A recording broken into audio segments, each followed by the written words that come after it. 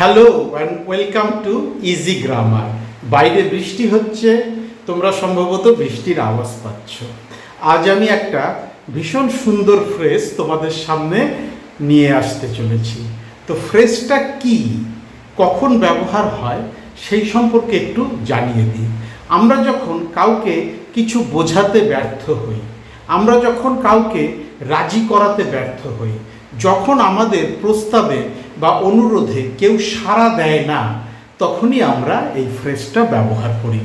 তো ফ্রেজটা কি সেটা জানার আগে বোর্ডে যে আমি কয়েকটা বাংলা সেন্টেন্স লিখে রেখেছি সেগুলো একটু পড়ে নেওয়া যাক। আমার ভাইকে ভালোভাবে পড়াশোনা করতে বলা আর অরণ্যে রোদন একই ব্যাপার।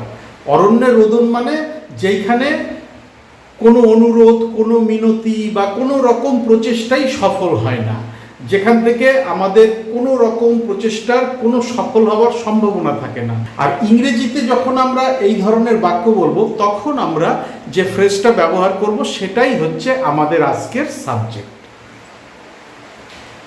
তাদের কাছ থেকে সাহায্যের আশা করা বা সাহায্য চাওয়া পাথরে মাথা ঠোকার সমান।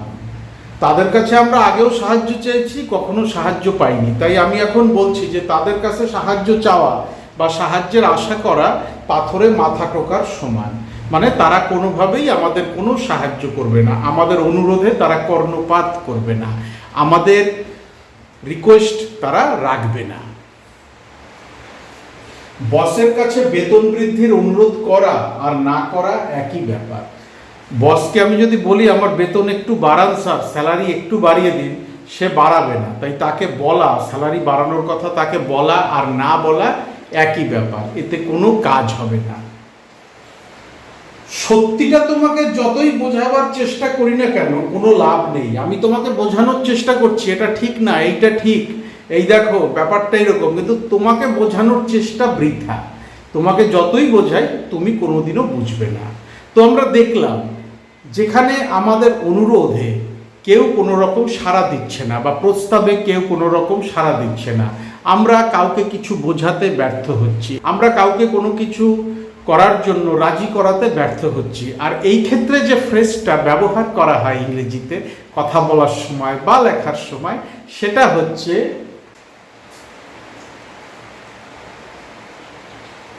Like talking to a brick wall. Like talking to a brick wall. Talking to a brick wall কেন বলা হচ্ছে? যে ইটের তৈরি দেওয়ালের সাথে কথা বলার মতো, যেন ইটের তৈরি দেওয়ালের সাথে কথা বলা।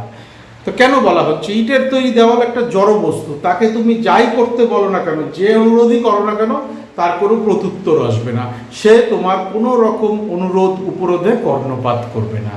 আর সেটাই আমরা আজকে এই ফ্রেজটার মাধ্যমে বোঝাচ্ছি।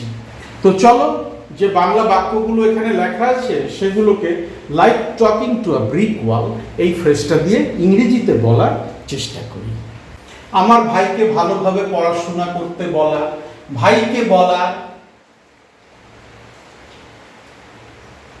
আস্কিং আমার ভাই, my brother, asking my brother to study hard. আমার ভাইকে ভালো করে কঠোরভাবে পড়াশোনা করতে বলা is like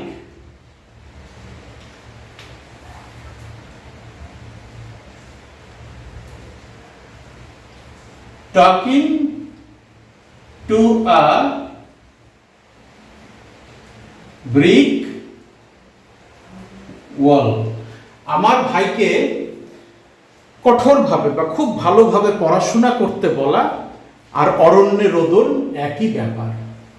ইংরেজিতে যখন বলবো তখন এটাকে আমরা বলবো asking my brother to study hard is like talking to a brick wall। এই যে talking to a brick wall, like talking to a brick wall, এইটার মাধ্যমে আমরা বোঝাচ্ছি যে যখন আমরা কাউকে কিছু বোঝাতে ব্যর্থ হই, যখন আমরা কাউকে কিছু করাতে রাজি করতে ব্যর্থ হই, যখন আমাদের অনুরোধ বা প্রস্তাবে কেউ কর্ণপাত করে না, তখনই আমরা এই like talking to a brick wall ফ্রেজটা ব্যবহার করি।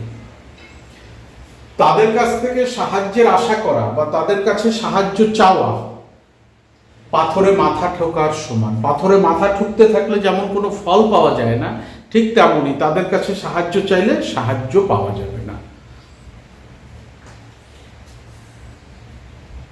Seeking,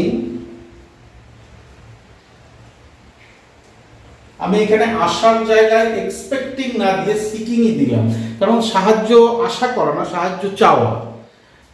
seeking help,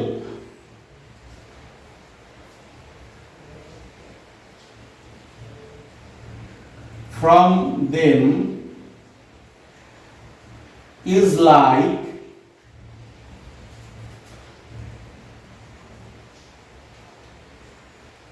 talking to a brick wall.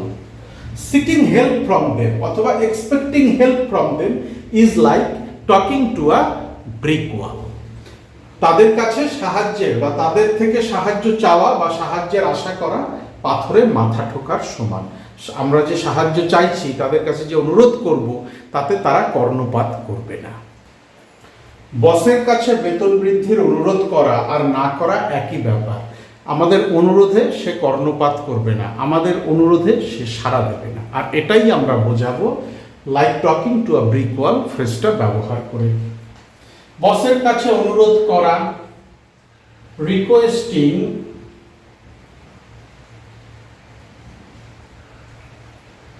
My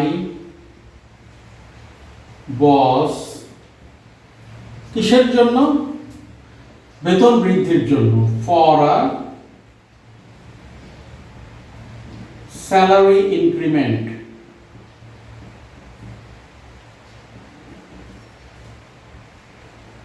requesting my boss for a salary increment, বেতন বৃদ্ধির জন্য বসের কাছে অনুরোধ করা আর না করা একই ব্যাপার। Is like talking to a brick wall. Requesting my boss for a salary increment is like talking to a brick wall.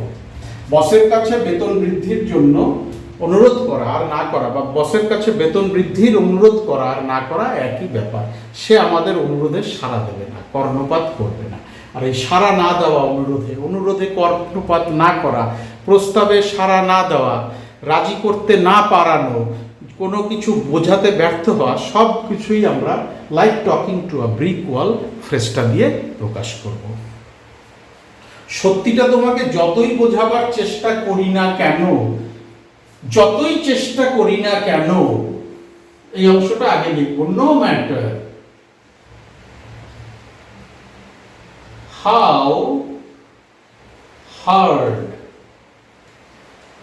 I try to explain, কি এক্সপ্লেইন করার জন্য? সত্যিটা বা বাস্তবটা। এক্সপ্লেইন দ্য ট্রুথ অথবা দ্য ফ্যাক্ট, কাকে বোঝানোর চেষ্টা করি না কেন? তোমাকে। To you, it's like